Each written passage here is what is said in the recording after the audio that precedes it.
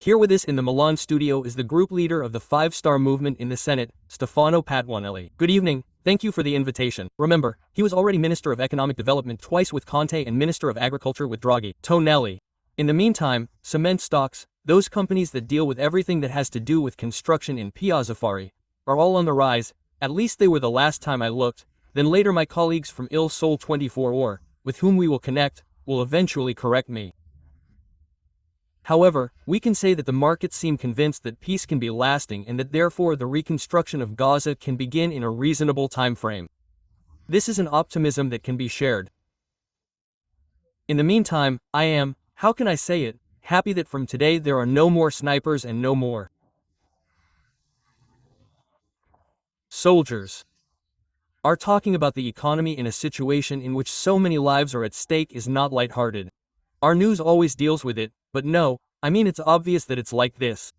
However, today I can be happy just for this, for the fact that after 70,000 confirmed deaths, but who knows how many. Yes, it was just a record. I mean I wasn't looking at possible deals, but the fact that if the markets bet on this, maybe they'll believe it and then maybe peace will come, regardless of deals. Of course, the stock market data, no, it's an analysis not of deals, but of stability, of trust, and therefore peace, regardless of deals, can be an element that stabilizes the markets, so it's normal that the stock markets react like this. Peace is good for the economy. I'm a bit more worried about Gaza's near future, because that area, after all, has shown us many times possible agreements, possible peace that then quickly foundered. So, before saying, there, we finally solved the Middle East problem, well, I'm a bit more cautious, but I think we all are. It's not that it's not an issue, I think we're all aware that there, in that territory, peace is very difficult, always, and even today it's difficult. The end of the Israeli invasion in Gaza City, in the Gaza Strip, should be celebrated.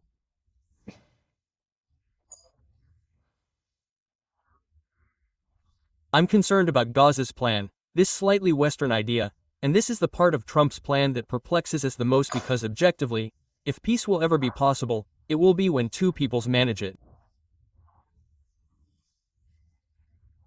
It seems a bit like exporting democracy that the professor mentioned earlier. Exactly.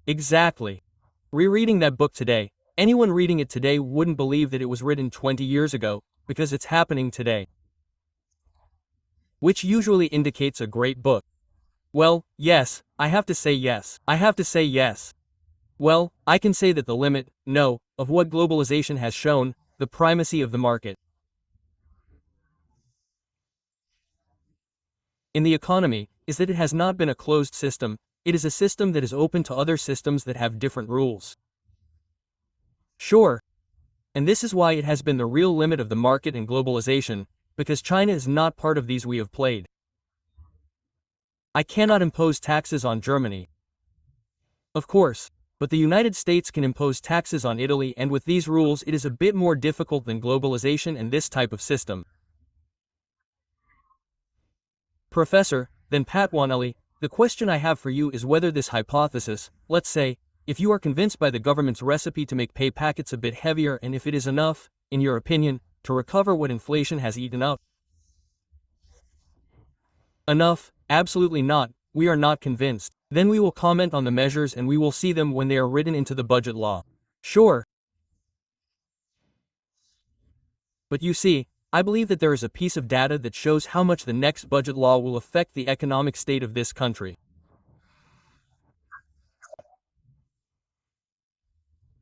I think for the first time since I can remember, the programmatic data and the growth trend data coincide, that is, with current legislation in 2007, with the budget law, also in 2007, so it means.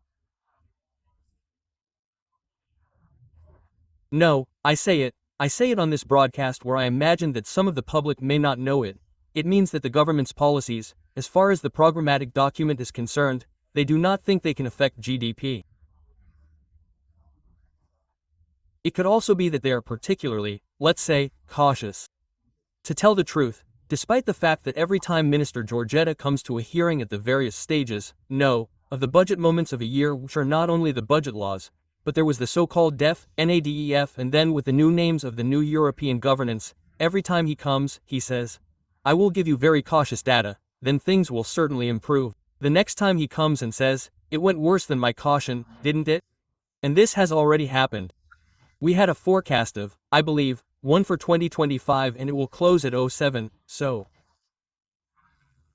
0.5, so less than half. In terms of growth, we are back at the bottom of the class in Europe. Now that's the real issue, which is the real issue because I understand, look, it's easy to create political controversy, I'm not the type to make slogans.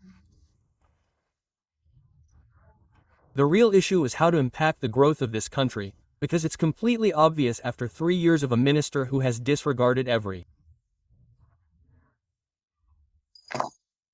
proposal of the electoral campaign, because the League doesn't seem to me to be one of those political forces that promised austerity and cuts and reductions in public spending. But despite all this, even though he is from the same party, you can't say that Giorgetta hasn't tried to keep the accounts in order. Yes. Almost a technical minister said that for someone from the League it might seem almost vulgar, but in truth it is an act of esteem, and yet the trajectory of the debt compared to GDP is a trajectory that continues to grow, In the years of great public spending they told us that we had ruined the state accounts, but in 2000 I don't have to explain to you what inertia is in the economy, I mean for sure, but we have, let's say, reduced it by 20 points from 154 to 134. So, I say the problem polemically, I say it polemically, I will also say controversial things, but I don't say it polemically, okay? Evidently, we still can't understand, in a condition of the country in which people tend to save and not spend, in which there is a very fragile internal market, in which purchasing power is being lost, how to affect growth, because, even if we return to the primary surplus, the public debt, the ratio to GDP, continues. Let me go back to Undersecretary Albano. Now, here too the data speaks for itself, right? There have been 31 months of decline in industrial production over 34 months of government. This is a fact. There is no industrial project that has come out of the ministry that should do this. But it is not true that an industrial plan has never been drawn up for the country, because I would like us to explain what an industrial plan for the country is.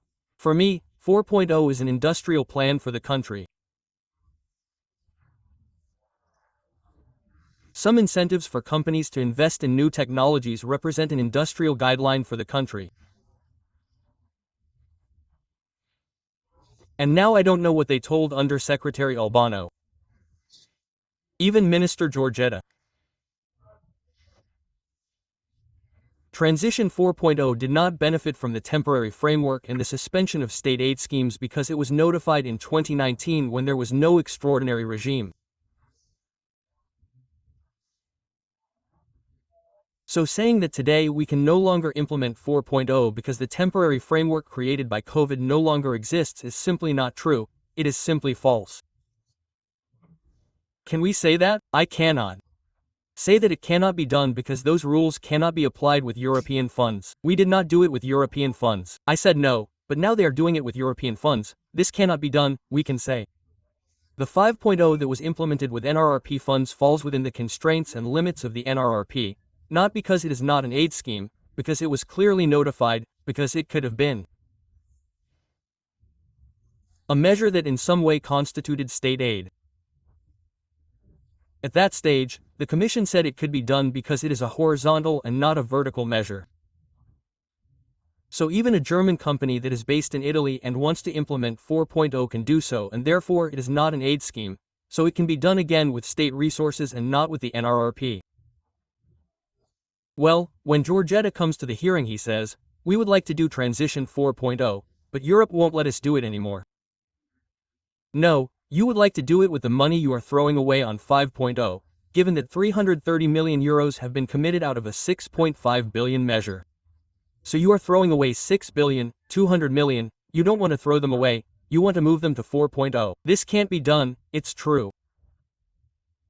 Very good, but I am saying that we need a 3-year plan for 4.0 with tax credits, as had been set up since 2019.